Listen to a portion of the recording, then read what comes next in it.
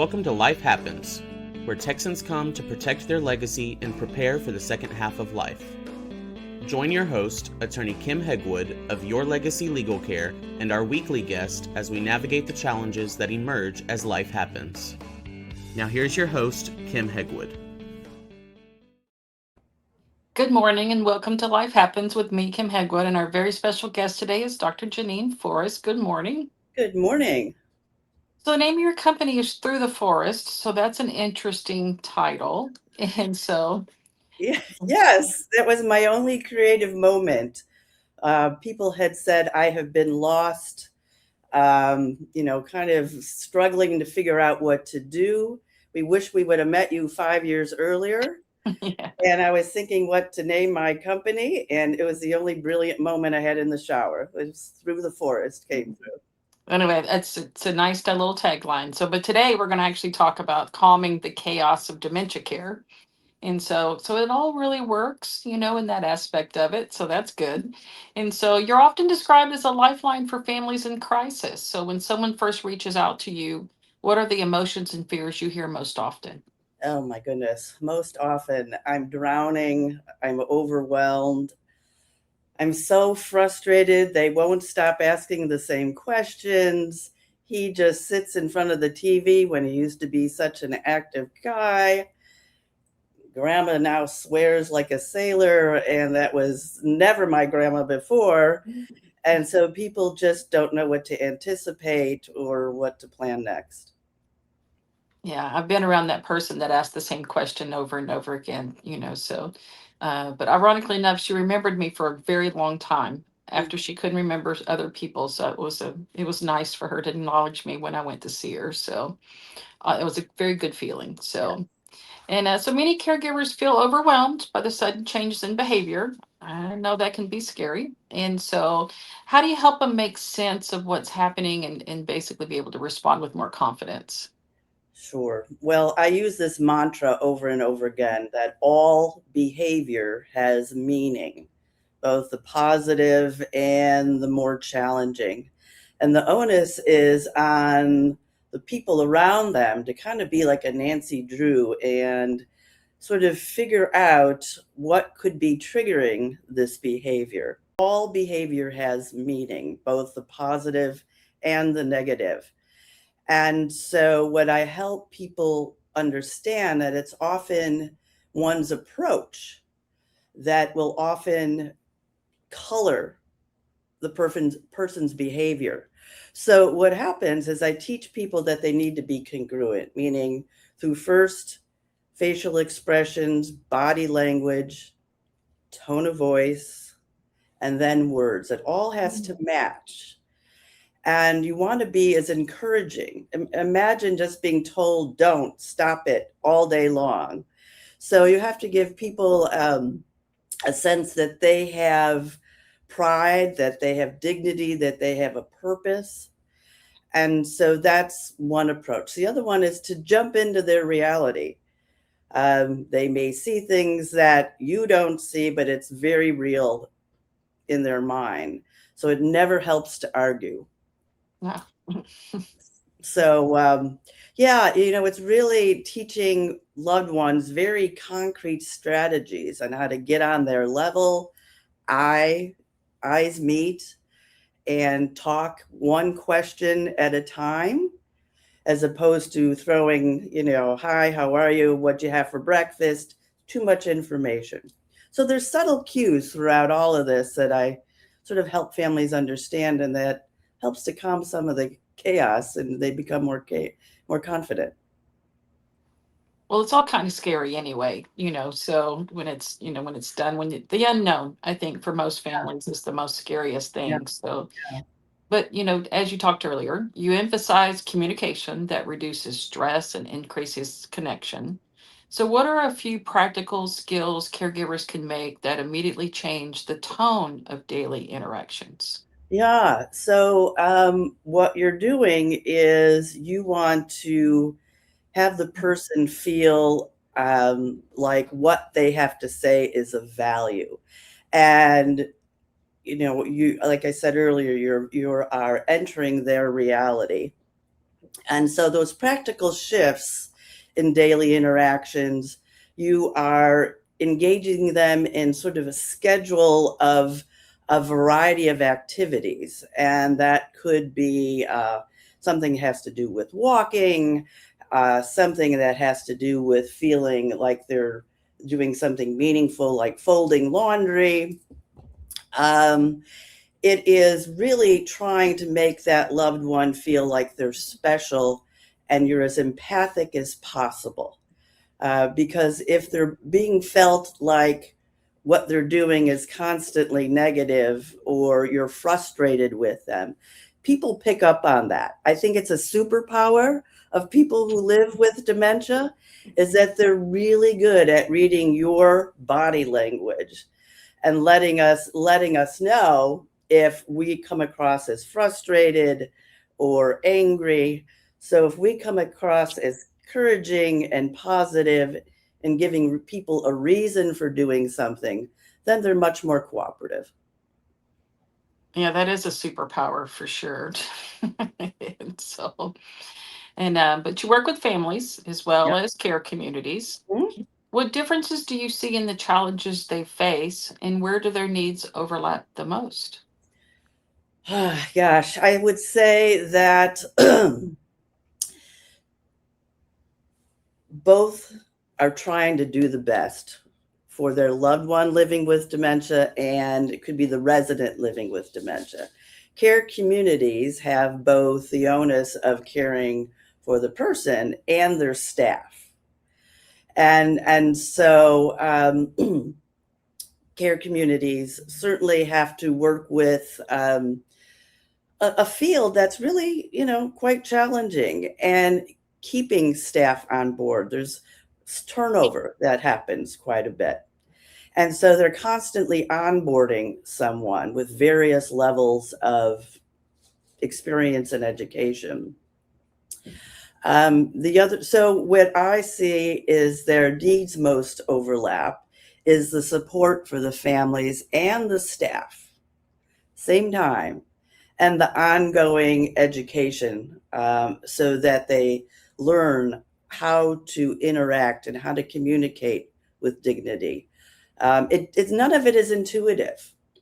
And you could read all you want in a book, but when it comes face to face, it really does take some mentoring. And the same with family members. This is new for many, many folks, and they don't know what to anticipate. Quite often, their expectations can be a little unrealistic, and so that's why I start with having people look at how the brains are changing. And because of the changes in the brain, you then develop the changes in behavior. And so it's the need to start looking at a person with dementia as someone who can still do things, but in a much slower and intentional way. Do you find that people have more stress at the early diagnosis, middle, or at the end? Just out of curiosity. Good question. I find that people have in the beginning, when there's a little more insight into what's happening. So I had a client who was an accountant, a CPA, and realized she couldn't count to 10. And so that knowledge that is something's going on, and that's from the perspective of the person living with dementia. For the people who are caring for them, it's a little bit of a marathon. And so what happens over time is I think the middle stage, what can be, between middle and late stage, that gets to be a little more challenging because more hands-on care is required. And that's where the stress level seems to emerge. And that's when people think, can I keep doing this or not? And so that's where the questions come, how do I continue as a family caregiver? Do I need more help, more assistance? Do I need to move someone into a care community? I see a lot of clients in my practice, that varies, usually they're early diagnosis. Sometimes the kids are bringing them in and it's too late to plan, Yeah. so you see them then. But I met a client that had the diagnosis of Alzheimer's, yet she was one of the happiest women I have met. Uh-huh. And I said, we're talking about this diagnosis and everything. I said, and you seem to be very happy still. I had another client that just cried through the whole meeting, and she says, it is what it is. It was an attitude that I was like, wow, okay. That was very, very surprising, Mm. so and but yeah, you mainly see more people concerned and upset, so it was very Yeah. So enlightening to see her. She had a better attitude about it, which I think is going to make it easier on her family, moving forward. But that was all something different that I hadn't experienced before. it's absolutely possible. It's absolutely possible. Yeah. And depending on someone's social support and how they've managed challenges in the past. Yeah. But caregivers, we talk about them a lot because they often put themselves last. Yeah. And how do you guide them toward caring for themselves without guilt, especially when the situation feels urgent or unpredictable? Well, I say self-care is not selfish. And it's another mantra of mine. And it's like putting gas in the tank. If you're running on fumes, you're not going to be present and have the energy to care for your loved one. And so it's essential. And it doesn't have to be elaborate. It could be taking a walk. It could be taking a bubble bath with scented candles. Whatever it is, it's small, but it needs to be daily so that one can sort of replenish um, the tank. And that's, I just walk alongside and, when we meet, I'll say, what's one thing you can do for yourself today? And they'll see, because if not, what happens is they get frustrated and overwhelmed. But if they know that they're doing a little bit for themselves or have someone stay with their loved one while they go out and go to a movie or something, it really does improve the attitude and the interactions of the person they're caring for. Makes all the difference in the world. It really does. It really does. And so sometimes with caregivers, I have to be a little more blunt. So if you don't take care of yourself first, what happens to them if you're gone? That's right. And so I'm a little more brutal, but it really I mean, it hits home when you really want them to take care of themselves. Yeah. So Well, and they have a higher level of depression and hypertension and all of those things.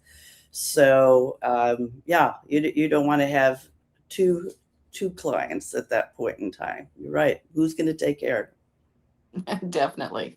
So as dementia progresses, that emotional connection can feel harder to maintain. So what are some ways families can continue to create moments of meaning even in the later stages? Great question. Even when people lose the ability to use words in the later stages and are less mobile, you can still connect, particularly through the senses. And so what I mean by that is through what's their favorite taste. Is it chocolate pudding? It'd be pleasure sort of feedings. You connect through sound, so the sense of hearing. And music is just an amazing way of connection. People will often remember the second and third verses of a song because those are well embedded memories. And even if they don't speak the rest of the day, if you come up with a song that was meaningful to them, you can connect through that music. The sense of touch. I teach families to give hand massages with the person's favorite scented lotion, and then maybe sing something like "You Are My Sunshine" or "Let Me Call You Sweetheart" at the same time. So people really can connect. I believe people are themselves right at their core.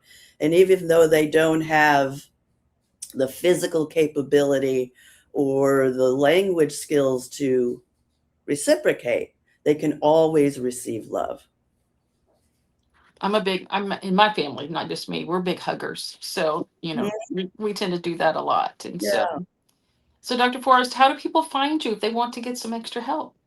Well, you can reach me at dementiacoach.on-call.com, and that's my website, or you can email me, and it's a long one, Jeannine at dementiacoach.on-call.com.